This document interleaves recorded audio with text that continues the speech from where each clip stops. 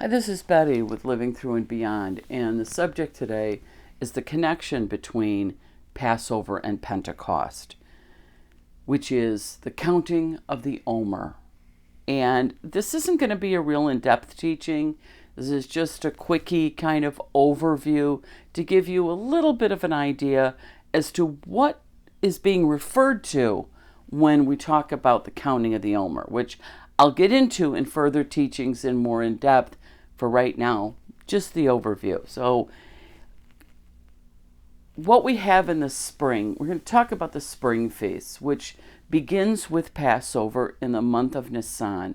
Nisan being the first month on the Hebrew calendar, the biblical calendar. You could call it the religious calendar. So when God said to Moses, your months begin here, the beginning of your months begin here, he was talking about the month of Nisan, which on the Nisan 1 is the beginning of that calendar. So when you read in the Old Testament, it was in in the first month, in the seventh month. The counting of the months begins with Nisan. So on Nisan 14, you have Passover. Now, Passover is one day. However, often the feasts of Passover, unleavened bread, and first fruits are collectively referred to as Passover. So when we talk about Passover, we may be referring to that one particular day, or we may be referring to the collection of those three events: Passover, unleavened bread, and first fruits. So it's basically a week-long thing, and it's all clustered together, which is why it's often referred to just simply as Passover. So on the 14th of Nisan, we have Passover, and that begins on sundown. Sundown is when the day begins. So technically, the 13th, that evening at sundown, Passover begins. Okay, so then you have the 14th, which is the first full day of Passover.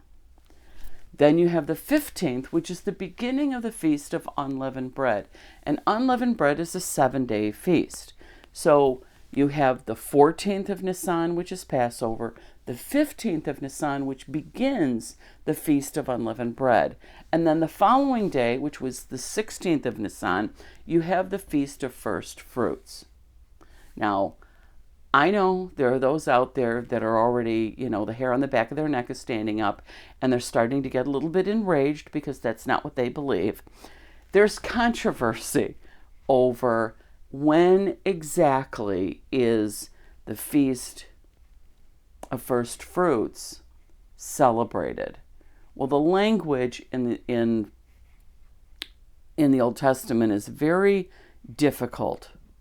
And there's been controversy over this for like 3,000 years. So we're not going to settle that argument today. I'm going to go with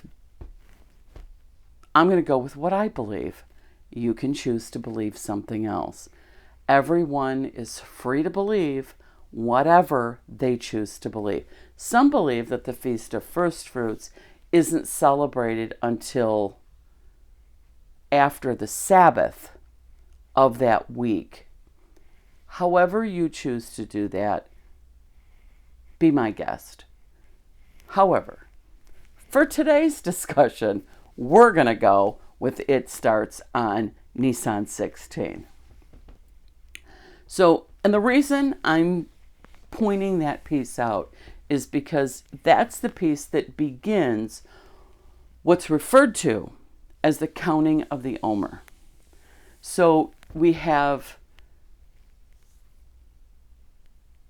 Passover, which is on the 14th, unleavened bread, which begins on the 15th, and on the 16th we have the Feast of First Fruits. So the Feast of First Fruits is Omer day 1.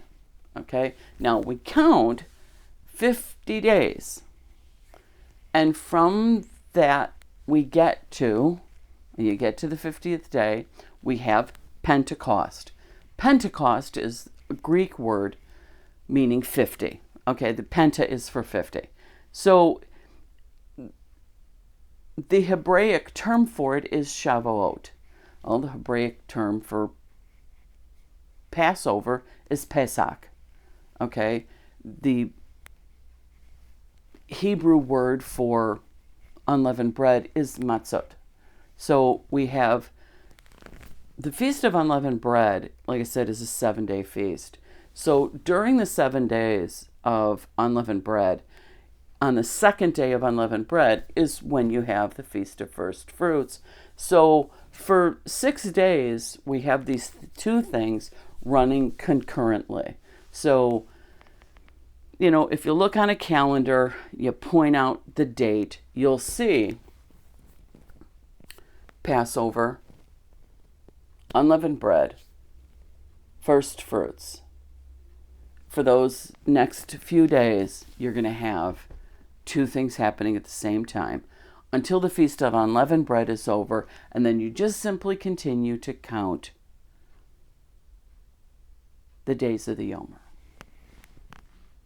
And as I said, once you count out the 50, when you get to the 50th day, now you have Pentecost. So that's the basics. That's the simple overview. There's a whole lot more to the concept of this, than just the counting of the days.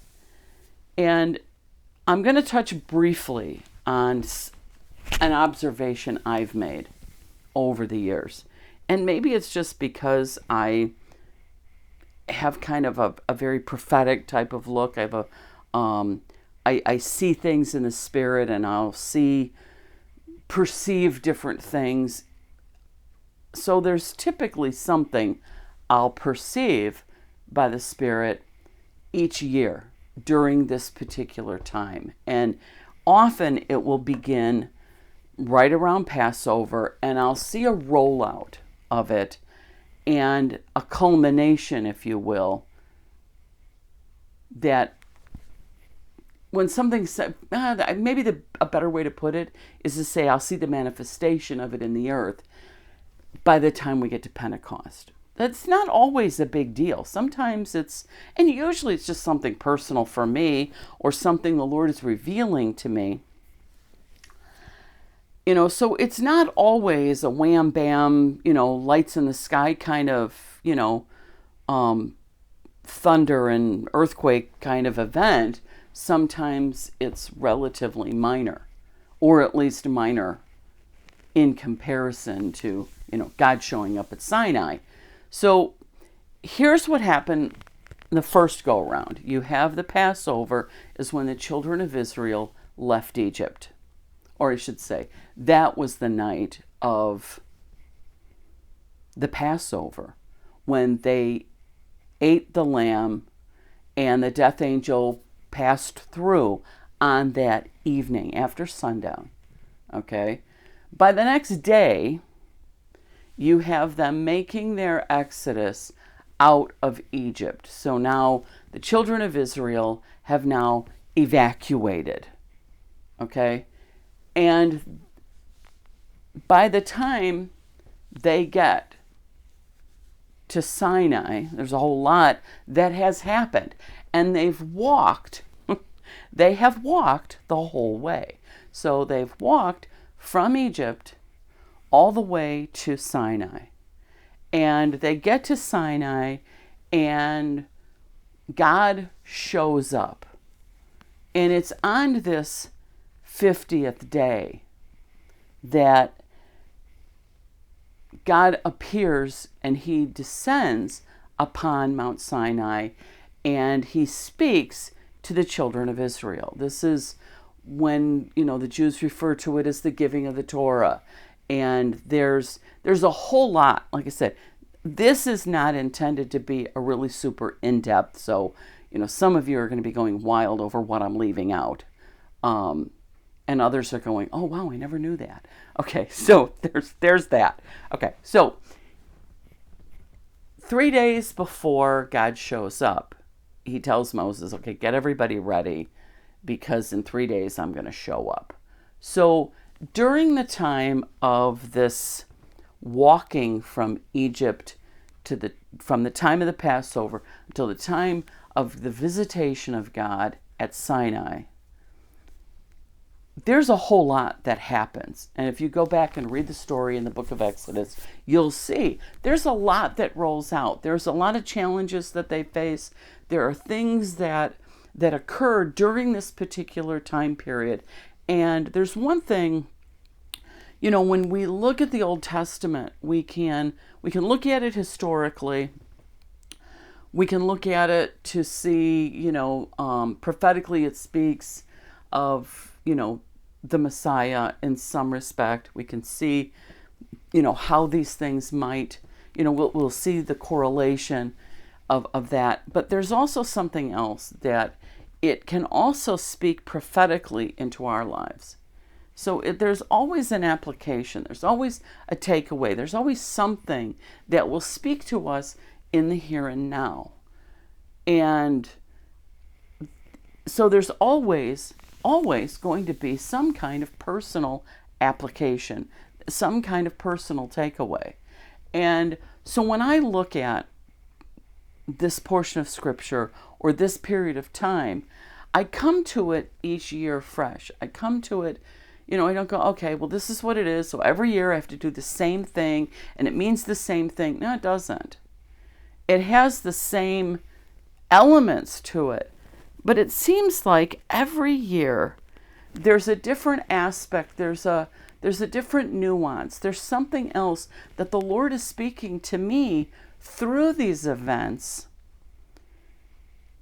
and through this subject. So sometimes, not always, but sometimes I'll actually go back and I'll read through that part of Exodus. So the story that goes from the time they leave Egypt until the time they come to Sinai. And, it's an awesome journey. I mean, it really is an incredible series of events that happens. And, it's during this time that their enemies get cut off, where, they cross the Red Sea on dry ground, and yet the Egyptians are swallowed up in the sea. So their enemies are cut off forever. They are now in an entirely different place. And now they're approaching this place where they're going to be coming to meet with God.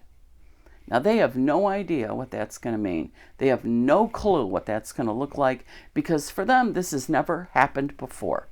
So they're on a journey to something that they're totally and completely unfamiliar with. They have no clue whatsoever is actually going to happen. Now, the only guy in the whole scenario who's had anything close to, he could say, well, maybe he has a clue, he may have a slight inkling, is Moses, because he's had the burning bush episode. He's had, throw your thing down, it turns into your stick down, turns into a stake. Okay, now pick it up. Oh, get real.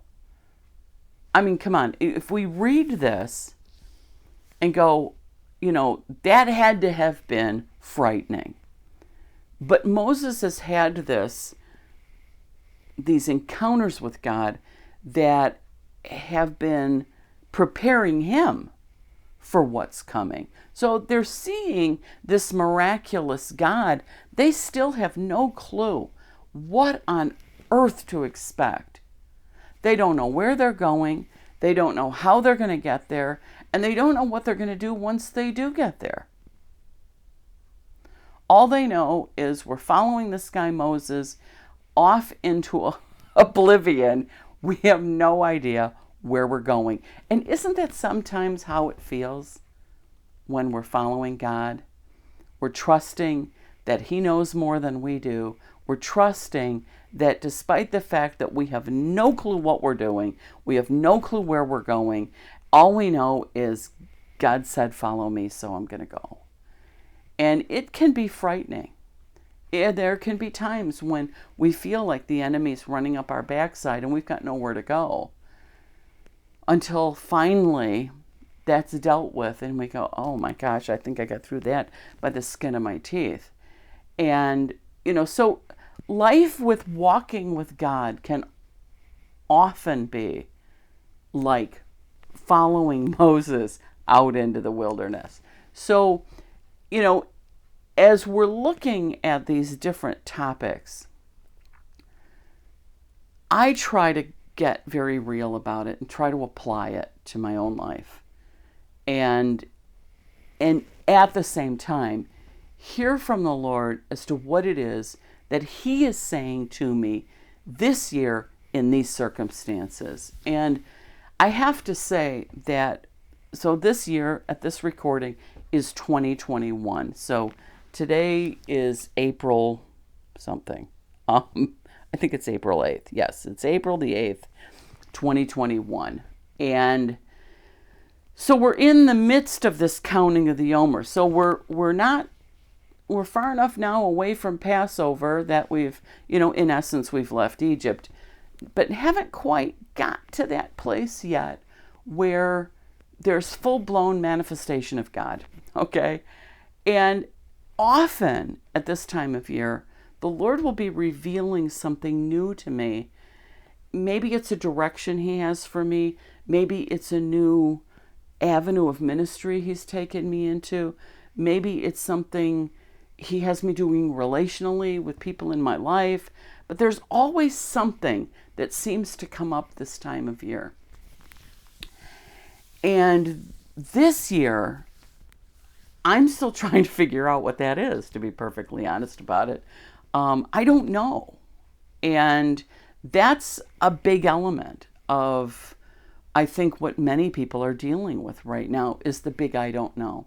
There's some things that have gotten settled since last year. So last year during this time, I had a ton of upheaval in my life, and I was geographically moved at the spur of the moment because of an emergency in my family, and here I am literally a year later, and I am still in the situation. I'm still in the circumstance. And something I thought was only going to last maybe a few weeks, possibly a few months, has now lasted a full year. As of April 10th, I will have been physically in this new place for a year. And I still don't know exactly how long I'm going to be here. Technically, I live in Illinois. That's my legal home, okay? But I've been living in Central Virginia with my stepmother for the last year. When my dad suddenly went into the hospital, was diagnosed with cancer, and a month later passed away. And my stepmom is 95 years old, and it would be horrible for her to have to uproot her from the home she's lived in. And, she just lost my dad. And it's hard enough to lose somebody. It becomes more and more difficult the older you are. And at her age, it would be very unkind to uproot her and hurl her into circumstances that would just be beyond her ability to cope. So I'm here.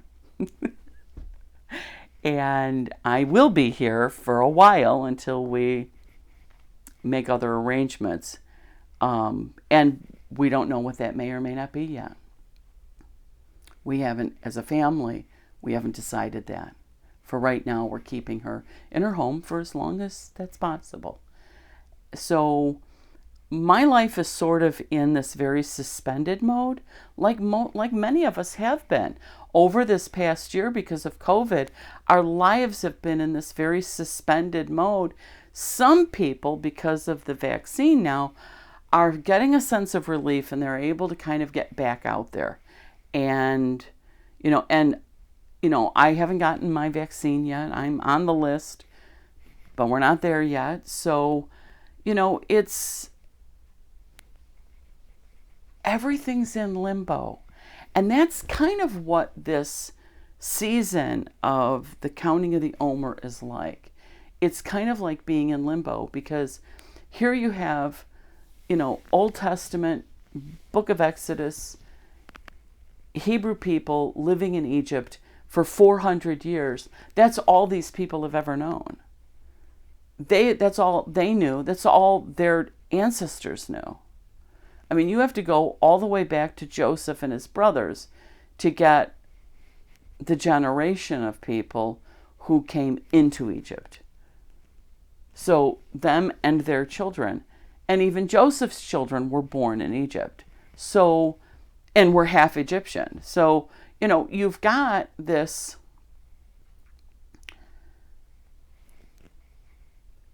people group that have only ever known one way of life, ever.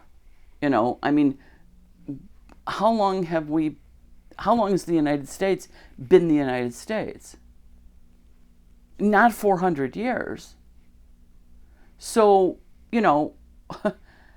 our culture is relatively new when you compare it to places like Greece and England, and that they can trace their history back, 1,000 years or 2,000 years or whatever. We can't do that as Americans.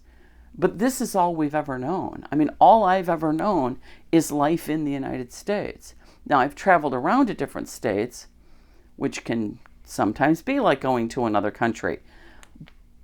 But realistically, this is the life I've only ever known this life. I mean, even though I've traveled abroad, I still only ever have known this life. So I lived in Illinois. I'm over 60 years old now, so I've lived in Illinois most of my life. I lived in Texas for a few years when I was first married back in the early 1980s. I only lived there for 2 years and came back to Illinois.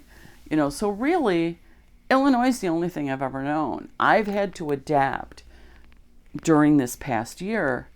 I've had to adapt to life in Central Virginia. And I can tell you it's a very different life. Now, living in Illinois, anybody who lives in Illinois can tell you Illinois has almost like two different cultures, because you have Northern Illinois, you have Chicago and the surrounding suburbs, and then you have the rest of the state. Okay, and I lived in one of the suburbs of Chicago. I lived in Chicago in the city for over 20 years. But the rest of the time I've lived in the suburbs. Well, you get away from the suburbs of Chicago and it's an entirely different way of life. Okay, but I lived in the suburbs. So that's what I knew. That's the life I'm familiar with. So everything I've known is convenience because of proximity. I mean, we have, from where I live in Illinois, I can go in any direction, and within about 15 minutes, I can get to a Trader Joe's. Now, that's how you can tell where you're at, okay? How, and probably as many Whole Foods. And a plethora of other places, okay? Here in Central Virginia, where I'm at, there's like one Trader Joe's, and it's about 30 miles away. And there's like one grocery store here in town, and that's it. I mean, we're in a really tiny town. Town is about a block long. We do have our own post office. Well, no, we sort of share it with another town, but okay.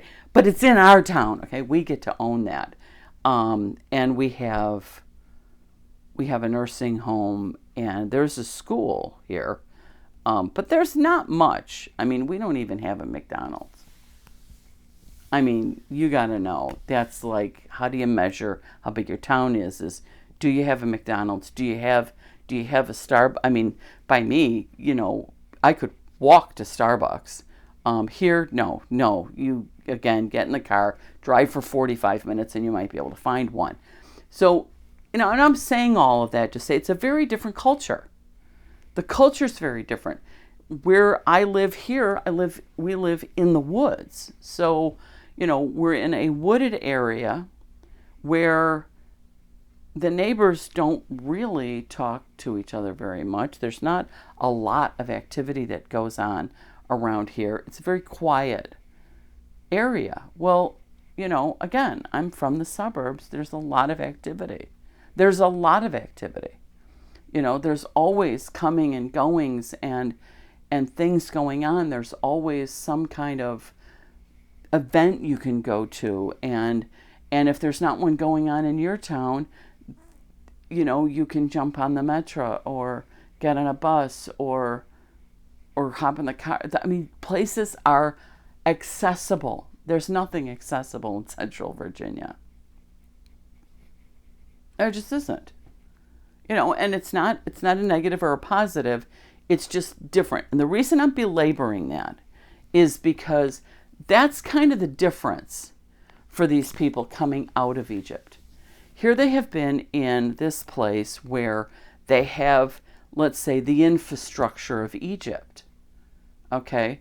They have whatever is there that's in place in the country that they're from. Okay? So they're used to that infrastructure. They're used to what's close by, what is in proximity, what is it that they're involved with. And now they have followed Moses into this place where there's nothing. Well, how do we get water? Well, they don't know. What'd you do? Bring us out here to die? I mean, come on. It's not like we all carried bottled water with us. I mean, we do have to stop and think about the practicality, which, when I left Illinois a year ago, I had a bunch of my stuff just simply shipped here because I knew front end of COVID, I've no long this is probably going to last a couple of hours. I'll have some stuff shipped down, so in case I'm stuck there for a while, I at least have my things. Well, I get here, and here's the fun part. My folks, they're in their 80s and 90s. They don't have internet. They don't even know what internet is. I mean, they sort of know what it is, but they don't understand it. And even if they did have it, they wouldn't know how to use it. They don't have devices. I mean, they have a TV that's hooked up to, they have satellite TV that they do have, thank God. But they're still running VHS tapes, okay? And they like them, okay? And there's absolutely there's no reason. If it's not broke, don't fix it. This is what works for them. So they're continuing. When they moved out here, they developed the life they wanted. So I'm not going into a situation where this is the life I'm choosing to build. It's a life that's been built for somebody else. So it's an entire cultural change. And I sort of know what I'm going into, but then again, I really don't. I really had no clue. Because at 60 years old, how many people move back in with their folks when they're 60? Not very many. This has been an interesting journey, is my point. But at the same time, there's this element that I think we go through, and I think many people have gone through this. We don't know where we're going to end up. And we're trusting this guy who says he's heard from God, and yet we don't know because we're not hearing for ourselves. And a lot of times that's what's happening. And so we're listening, and we're like many people will do, they'll turn to the prophets. Well, what are the prophets saying? Well, they're saying all sorts of things. That's why I'm often very reluctant to actually give a prophetic word, because I want to really know that I'm hearing from God, because I know how people will latch onto that. And, I want to be really careful because I don't tell people what to do. I don't tell them, hey, I think disaster's coming. Y'all need to do X, Y, Z.